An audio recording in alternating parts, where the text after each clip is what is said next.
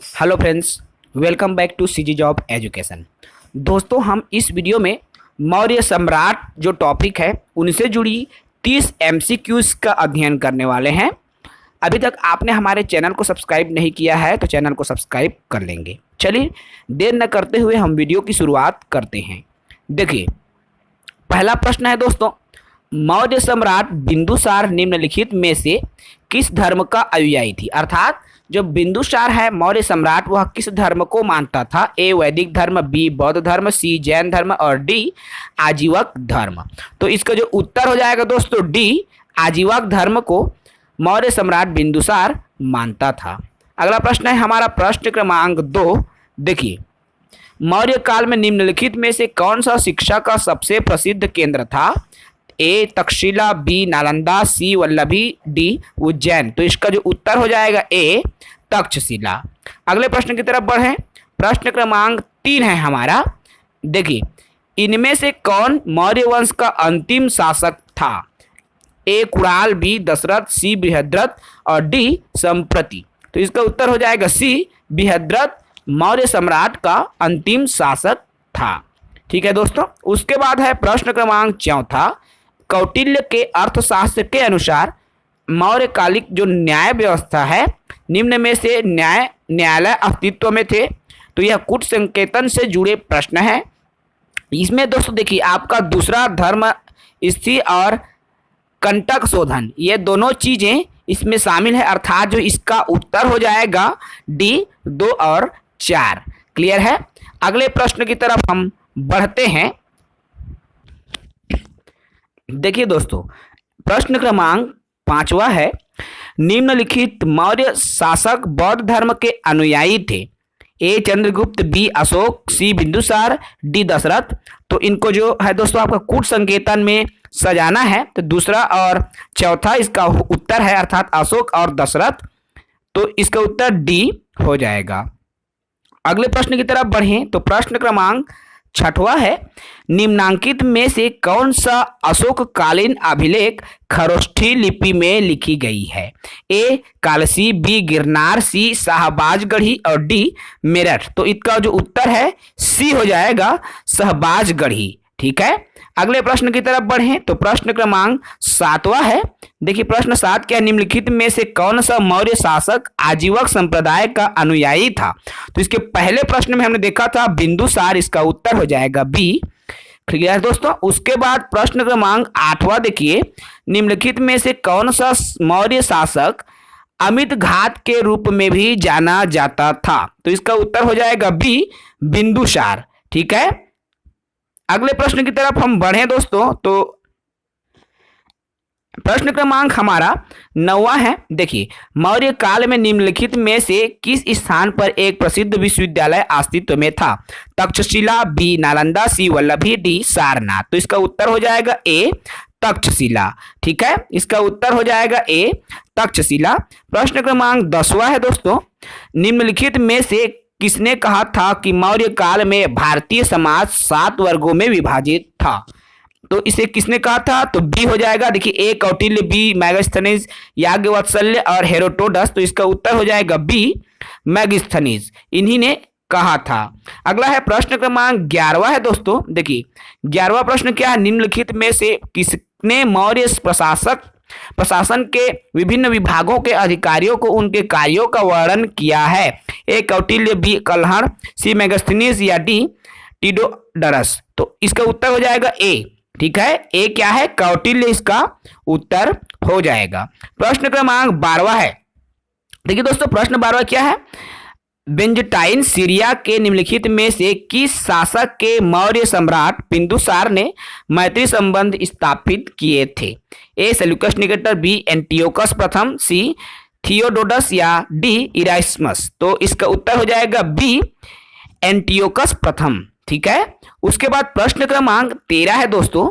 देखिए, प्रश्न 13 क्या कहता है? तो प्रश्न 13 है, मौर्य वंश का अंतिम शासक निम्नलिखित में से कौन था जिसकी हत्या पुष्यमित्र शुंग ने की थी? तो किसकी हत्या? ए कुणाल, बी संप्रति, डी बृहद्रथ और डी दशरथ। तो इसका उत्तर हो जाएगा सी। ठीक है, बृहद्रथ जिसकी हत्या आपका पुष्यमित्र शुंग ने की थी। ठीक है दोस्तों, उसके बाद प्रश्न क्रमांक 11वां है हमारा। देखिए 11वां प्रश्न क्या है, अशोक महान निम्नलिखित में से किस प्राचीन राजवंश से संबंधित था। अशोक, ठीक है, तो कौन है दोस्तों अशोक? क्या है आपका मौर्य काल से जुड़ा हुआ है। ठीक है, मौर्य काल है, मौर्य शासक से संबंधित है अशोक। उसके बाद आपका प्रश्न क्रमांक 15 है दोस्तों। देखिए प्रश्न 15 क्या कहता है, अर्थशास्त्र के संबंध में निम्न कथनों में से कौन सा कथन सही नहीं है। कीवर्ड पर फोकस करें तो इसका जो उत्तर है बी हो जाएगा। देखिए बी में क्या है दोस्तों, यह देश के उस समय के आर्थिक जीवन का वर्णन करता है। ठीक है, उसके बाद है आपका प्रश्न क्रमांक 16, चंद्रगुप्त मौर्य का संघर्ष नंद वंश के किस शासक से हुआ था। ए महानंद, बी महापद्मनंद, सी घनानंद या डी दयानंद। तो इसका उत्तर हो जाएगा सी घनानंद। ठीक है, प्रश्न क्रमांक 17 है दोस्तों। देखिए निम्नलिखित में से किस युद्ध के पश्चात अशोक ने बौद्ध धर्म में धर्म परिवर्तन किया। ए मगध युद्ध, बी झेलम युद्ध, सी कलिंग युद्ध या डी कर्नाटक युद्ध। तो इसका उत्तर हो जाएगा सी कलिंग युद्ध के बाद अशोक ने बौद्ध धर्म अपना लिया था। ठीक है, उसके बाद है दोस्तों आपका प्रश्न क्रमांक 18। देखिए प्रश्न 18वां क्या कहता है, मौर्य सम्राट बिंदुसार निम्नलिखित में से किस धर्म का अनुयायी था, अर्थात किस धर्म को मानता था। ए वैदिक धर्म, बी बौद्ध धर्म, सी जैन धर्म या डी आजीवक धर्म। तो मौर्य सम्राट जो बिंदुसार है आजीवक धर्म को अपनाया था। प्रश्न क्रमांक 19 है दोस्तों। देखिए अशोक के शासन काल में पाटलिपुत्र में आयोजित तृतीय बौद्ध संगीति का सभापति कौन था। ए महाकश्यप, बी मोगलीपुत्र तिष्म, सी महान पुराण कश्यप या डी पदुमा कच्चायन। तो इसका उत्तर हो जाएगा बी मोगलीपुत्र तिष्म। ठीक है, इसका जो उत्तर है हो जाएगा। अब प्रश्न क्रमांक 20वां है। तो प्रश्न 20 क्या है, निम्नलिखित में से किस प्राचीन साहित्य में उपभोक्ता संरक्षण का प्रावधान है। ए सुश्रुत संहिता, बी अर्थशास्त्र, ती पुराण या डी उपरोक्त में से कोई नहीं। तो इसका उत्तर हो जाएगा दोस्तों बी अर्थशास्त्र, जिसमें आपका उपभोक्ता संरक्षण का प्रावधान किया गया है। उसके बाद आता है आपका प्रश्न क्रमांक 21। देखिए दोस्तों प्रश्न क्रमांक 21 क्या है, तो प्रश्न क्रमांक 21, गांव के शासन स्वायत्त शासी पंचायतों के माध्यम से संचालित करने की व्यवस्था का सूत्रपात किसने किया था। तो ए कुषाण, बी द्रविड़, सी आर्य या डी मौर्य। तो इसका उत्तर हो जाएगा डी मौर्यों ने पंचायत जो के माध्यम से शासन व्यवस्था का जो शुरुआत है सूत्रपात किया था मौर्य संप्रदाय ने। ठीक है, मौर्य काल में ये चीजें हुआ था। प्रश्न 22वां है, निम्नलिखित में कौन सी सम्राट अशोक के शासन काल की प्रमुख घटना थी जिसने उसके संपूर्ण जीवन को बदल दिया था। ए झेलम युद्ध, बी कलिंग युद्ध, सी वैशाली युद्ध या प्रथम बौद्ध संगीति। तो इसका जो उत्तर है दोस्तों बी कलिंग का युद्ध है, जो कि मौर्य सम्राट अशोक के जीवन को पूरी तरीके से बदल दिया था। प्रश्न क्रमांक 23वां है फ्रेंड्स, निम्नलिखित को सुमेलित करना है। देखिए सुमेलित करेंगे तो इसका जो उत्तर है आ जाएगा बी। ठीक है, इसका उत्तर हो जाएगा बी, अर्थात श्रेणियां किसमें व्यापारी संघ से है। ठीक है, कारसापड़ क्या है आपका सिक्का से है। पैठन क्या है दोस्तों, तो पैठन है आपका बाजार से जुड़ी।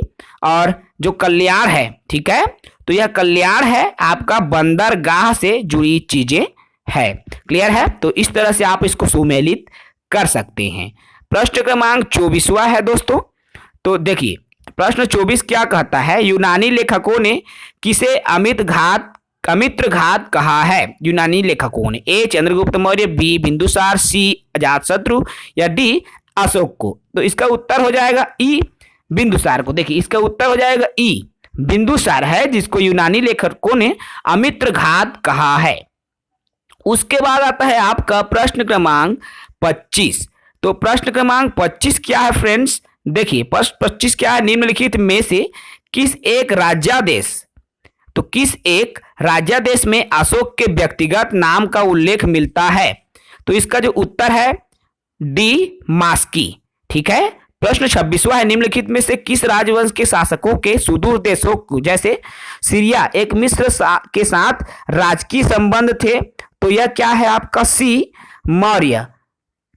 ओके, उसके बाद देखिए अगले प्रश्न की तरफ हम बढ़े तो प्रश्न क्रमांक हमारा 28वां देखिए, ठीक है। प्रश्न 28वां क्या है, मौर्य नरेश के बारे में निम्न में से कौन सा कथन सही है? तो इसका उत्तर हो जाएगा डी, 1, 2 और 4। पहला, दूसरा और चौथा अर्थात संस्कृति और कला साहित्य से संबंधित है। मौर्य काल, सोने के सिक्के का प्रचलन हुआ और हिंदू कुश तक का जो साम्राज्य है मौर्य वंश के अंतर्गत है। ओके, क्लियर है। प्रश्न क्रमांक 29वां है फ्रेंड्स, देखिए सौराष्ट्र में नियुक्त चंद्रगुप्त मौर्य के निम्नलिखित में से किस गवर्नर ने कहा था कि प्रसिद्ध सुदर्शन झील का निर्माण किया था? पुष्यगुप्त, पुष्यमित्र, पुष्यभूति, पुष्यवर्धन। तो इसका उत्तर हो जाएगा ए, पुष्यगुप्त ने कहा था। अंतिम प्रश्न है प्रश्न क्रमांक 30वां, निम्नलिखित में से किस स्त्रोत में अशोक के राज्यकाल में तृतीय बौद्ध संगिनी का उल्लेख मिलता है? तो आपका इसका उत्तर हो जाएगा बी, दूसरा और तीसरा अर्थात दीपवंश में और महावंश, इन दोनों जगहों में आपका उल्लेख मिलता है। तो ये तो रहा दोस्तों आपका मौर्य साम्राज्य से जुड़े 30 इंपॉर्टेंट क्वेश्चन जो कि एग्जाम में आए हुए प्रश्न हैं। अगले वीडियो में फिर मिलेंगे कुछ नए क्वेश्चंस के साथ, तब तक इजाजत दीजिए। जय हिंद।